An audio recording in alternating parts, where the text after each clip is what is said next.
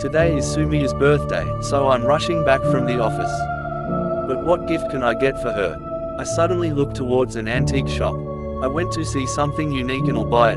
When I entered the shop, I saw a lot of old things. But nothing caught my eye. I suddenly caught sight of a beautifully designed mirror in a white silver frame. The mirror is not very big. It's about 1 to 1.5 feet long, but it's lightweight. The shopkeeper said, "Take it, brother, the mirror is very beautiful." It was collected from an old abandoned house in Old Dhaka. The mirror was supposedly inside a large iron chest. It was found underground in a room that had been closed for hundreds of years. No further details are known. I also bought it without thinking twice. When I arrived, I was sitting in the car and staring at the mirror like a mesmerized person. Just above the frame of the mirror, there is a design like the smiling face of a little girl. The design of rose flowers on both sides has rounded and dropped down. The size of the mirror is also round. For some reason, I really like looking at myself in the mirror. I can't take my eyes off it even for a minute. Suddenly, my infatuation was broken by the call of Uncle Karim. He is the driver of the car. He has been there since my father's time. He is a very good man. He loves me a lot. I have come home, so he is calling me to come down. I also couldn't understand how I reached home. It felt like time passed very quickly. Let's talk about those things. I opened the door and went inside and gave Sumaya her gift, and she was very happy that I am coming earlier today. I will go out for a walk in the afternoon. She opened the mirror and was surprised to see it. She said, "Where did you get such a beautiful mirror?" I also said jokingly that I ordered it from Singapore for you. She didn't say anything else and just looked at the mirror and said, "Fresh up and eat breakfast and take a rest. I am getting ready in the meantime and then I will go out." I also went to freshen up. I have been sitting for another 15 minutes after breakfast. Isn't Sumaya ready yet? Why is it so late? She doesn't take so long to get ready. It's already evening. I wonder what she's doing. When I went to the room, I saw Sumaya sitting on the bed, staring intently at the mirror. She wasn't even ready yet. When I went and gave her a light push, she looked at me in surprise and said, "Oh, go quickly, freshen up, eat breakfast and rest. I'm getting ready." I was surprised to hear her say that.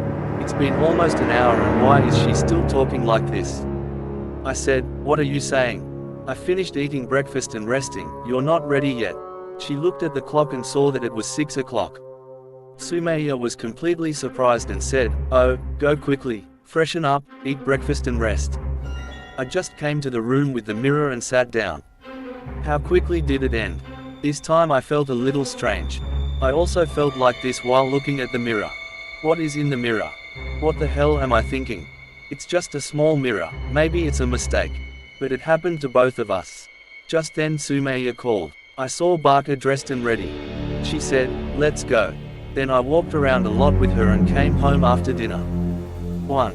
I went to bed at night and quickly lay down. I saw Sumaya sitting with that mirror and combing her hair. She said, "You sleep, I'll tie my hair and go to bed." I also closed my eyes and did not realize when I fell asleep.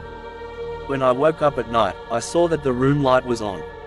Sumaya was still looking at the mirror and slowly combing her hair.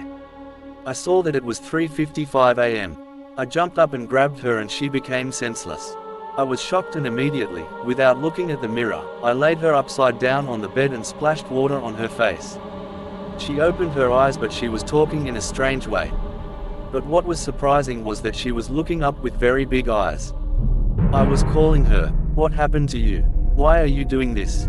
What happened?" But she was in the same condition as before. I grabbed her and shook her hard and suddenly she grabbed my throat and choked me terribly. I started laughing. But his smiling face is so beautiful. Why does it look like this now and why is he holding my throat? I am choking and can't free myself. How did he get so much power? I can't even scream or make a sound. I am struggling a lot. Suddenly he pushed me away and I fell unconscious again. I got up with difficulty, not understanding what happened. There must be something terrible with the mirror. The jinn has done something. I know there are jinns because when I was little, he tried to take me to a school. I didn't wake Sumaya up at night. I didn't sleep all night. I was sitting next to her. She woke up a little after the Fajr prayer. I think it was completely normal. When she saw me sitting, she said, "Why are you sitting here? Didn't you sleep at night?" Then she said to me, "Okay." I was combing my hair. "What happened all of a sudden?" "I woke up now. I don't remember when I went to bed at night." I said, "Don't you remember anything about last night?" She said, "No, nothing happened."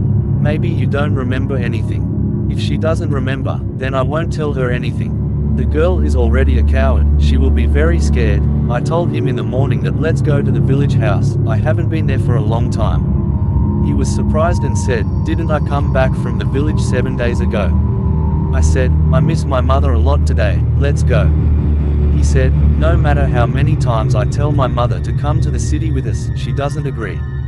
She says, I feel suffocated in my city. It's better in the village." I was thinking to myself, I will see the old man who saved me from the hands of the bully when I was little in the village, he is still alive. I will show Sumaya to him today. When I went out, I took the mirror with me to show it to that old man's grandfather. What a joy it was to go to the village. After enjoying the whole day, I took Sumaya and the mirror to Hazza in the afternoon. Sumaya did not see me bringing the mirror in my bag. Now she was surprised and said, "Why did you bring it with me?" I said, "Come on, let me introduce you to one of my Hazza's grandfathers." She said, "Is he the one who used to do you good when you were little?" I said, I will go to their house today." She said, "Good news, but why should I bring the mirror with me?" I said, "Yes, come on, you will find out when you go." She did not say anything else. This girl has patience, which I like. If she denies something, she does not want to know why. When I went to Hazza's grandfather and told him everything, he wanted to see the mirror. I showed it to him. Sumaya was talking to Dadi in the next room. Hazza said that whoever the mirror is, some evil jinn is trapped in it. It's good that you brought it here before anything happens. Because whoever looks at it for a while, the jinn will create illusions. Last night, your wife was looking at it for a long time, so the jinn was able to control your wife to some extent. If you can do this for a few more days, your wife's soul will get stuck in this mirror and that jinn will take possession of your wife's body and be free. Then he recited all the surahs and broke the mirror. He said that there was no more harm. By the grace of Allah, the jinn was completely gone. Later, I told Sumaya about the whole incident and Hazza Dadu also recited a prayer and sent him away. He said that the influence he was having has gone and there was no need to be afraid. Later, we returned to Dhaka.